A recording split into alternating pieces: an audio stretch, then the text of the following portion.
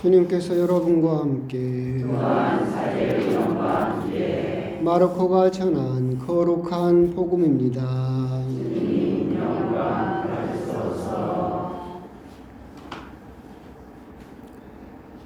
그때 어떤 나병 환자가 예수님께 와서 도움을 청하였다. 그가 무릎을 꿇고 이렇게 말하였다. 스승님께서는 하고자 하시면 저를 깨끗하게 하실 수 있습니다. 예수님께서 가엾은 마음이 드셔서 손을 내밀어 그에게 대시며 말씀하셨다. 내가 하고자 하니 깨끗하게 되어라. 그러자 바로 나병이 가시고 그가 깨끗하게 되었다. 예수님께서는 그를 곧 돌려보내시며 단단히 이르셨다. 그에게 이렇게 말씀하셨다. 누구에게든 아무 말도 하지 않도록 조심하여라. 다만 사제에게 가서 너의 몸을 보이고 내가 깨끗해진 것과 관련하여 모세가 명령한 예물을 바쳐 그들에게 증거가 되게 하여라. 그러나 그는 떠나가서 이 이야기를 널리 알리고 퍼뜨리기 시작하였다. 그리하여 예수님께서는 더 이상 드러나게 거울로 들어가지 못하시고 바깥 외딴 곳에 머무르셨다. 그래도 사람들은 사방에서 그분께 모여들었다. 주님의 말씀입니다.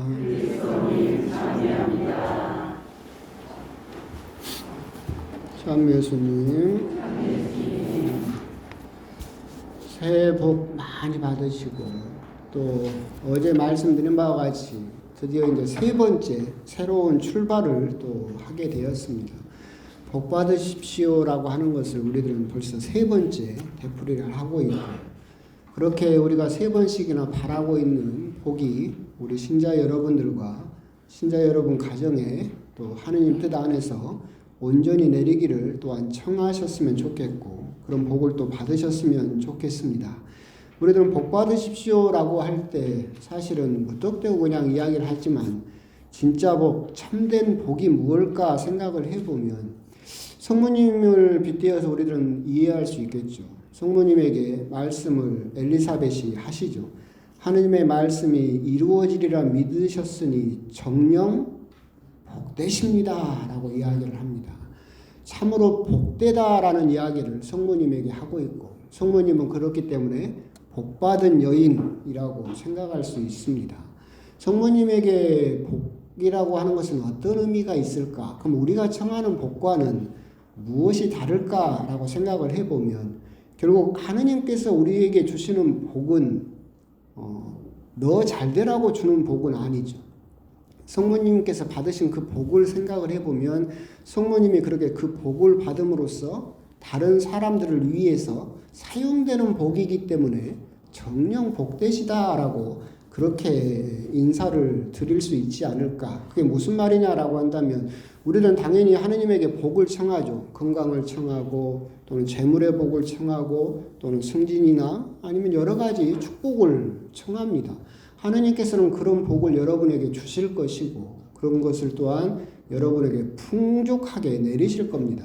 근데 그런 복을 내리신 이유가 무엇냐라고 한다면 그 복을 받은 사람이 그 복을 자기만 가져서는 안 된다. 성모님이 정녕 복되십니다 라고 했는데 성모님이 그 복을 자기만 갖기로 마음을 먹어버리면 구원이 이루어지지 않았겠죠. 그 복을 다른 사람들에게 전달했기 때문에 참된 복이 될 수 있었던 것처럼 쉽게 이야기를 하면 그런 거잖아요.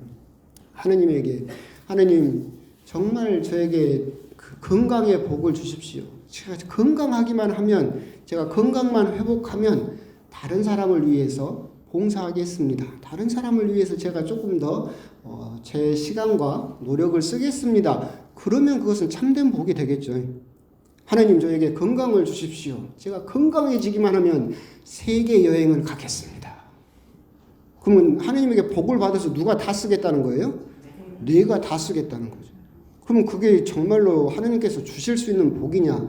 그런 건 아니다. 결국 우리가 복 받으십시오라고 할 때 그 하나님께서 여러분에게 주시는 복은 다른 사람들을 위해서 함께 사용하도록 주신 복이다. 우리가 하나님께 복을 청할 때 그런 면도 함께 생각을 해서 하느님께서 나에게 은총을 주신다, 하느님께서 나에게 복을 주신다라고 한다면 내가 받은 복을 나만 누리지 않고 나만 갖지 않고 다른 사람들과 함께 나눌 때 그것이 참된 복이 될 수 있다라고 하는 거, 그런 부분도 함께 생각하시면서 새해 복 받으십시오라고 할 때 우리가 그런 것도 함께 또 더불어서 상대방에게 그런 의미를 또 전달해 주셨으면 좋겠습니다.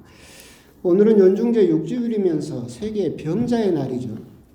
프란시스코 교황님께서 제정하신, 그래서 세계 이제 아픈 사람들을 위해서 특별히 기도하는 그날입니다.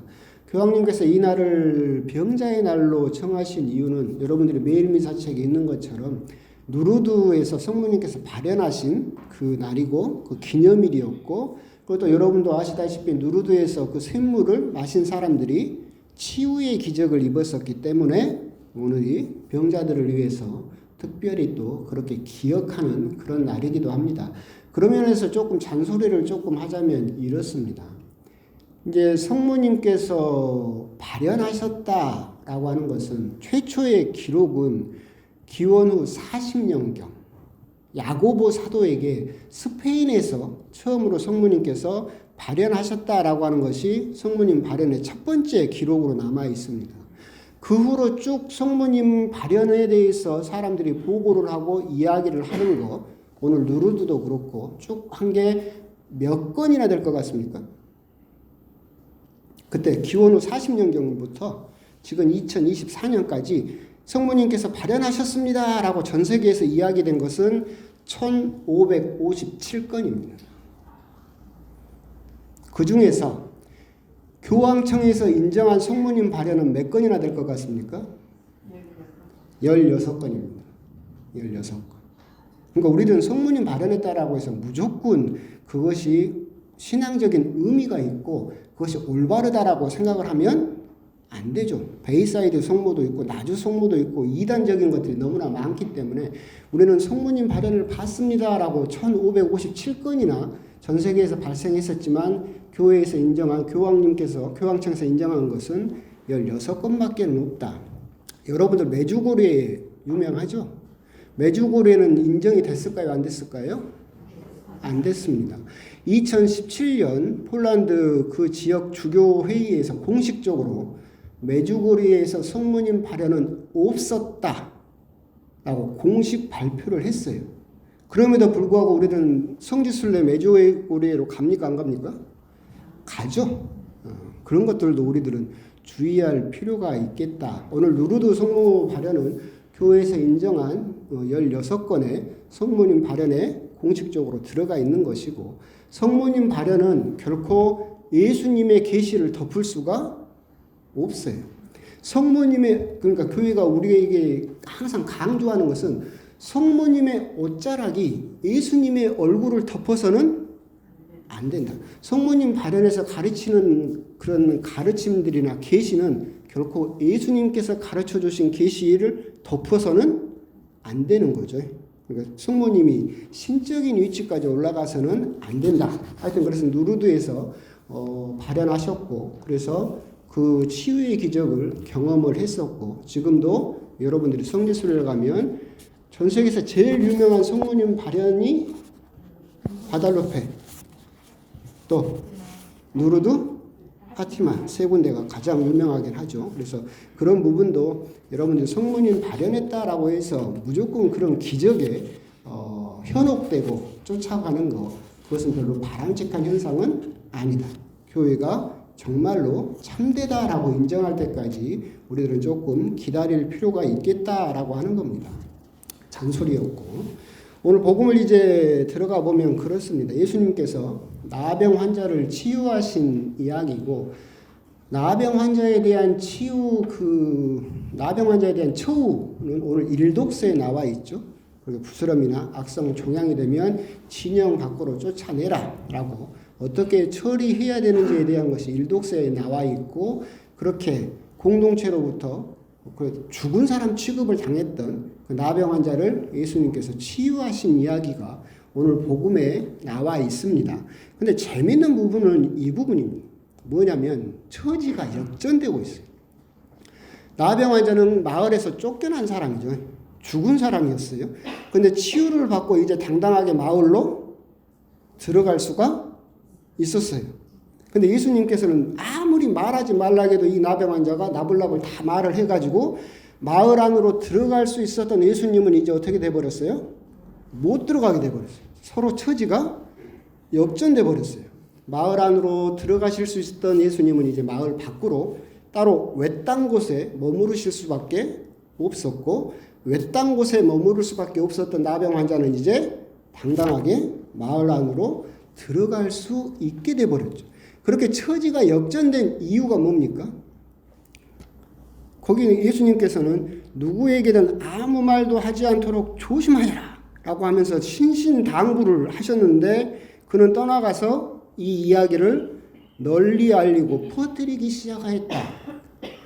말하지 말라고 예수님께서 그렇게 당부를 하셨어요. 성경 그대로 가면 단단히 이르셨다. 신신당부를 하셨어요. 근데 자기가 치유를 받고도, 예수님께 치유를 받고도 예수님의 말씀을 안 지켰어요. 그래서 다 이야기를 해버려서 그렇게 처지가 역전되는 현상이 일어나 버렸다. 예수님의 말씀으로 치유를 받은 사람이 예수님의 말씀을 듣지 않았다라고 하는 것이 오늘 복음의 핵심이다. 근데 이런 부분은 많이 우리가 볼 수 있어요. 아까 누르드 이야기를 잠깐 했는데, 누르드는 인구가 한 15,000명 정도 되는 작은 산골 마을입니다. 그리고 1년이면 100만 명의 성지 순례객이 누르드를 방문을 해요.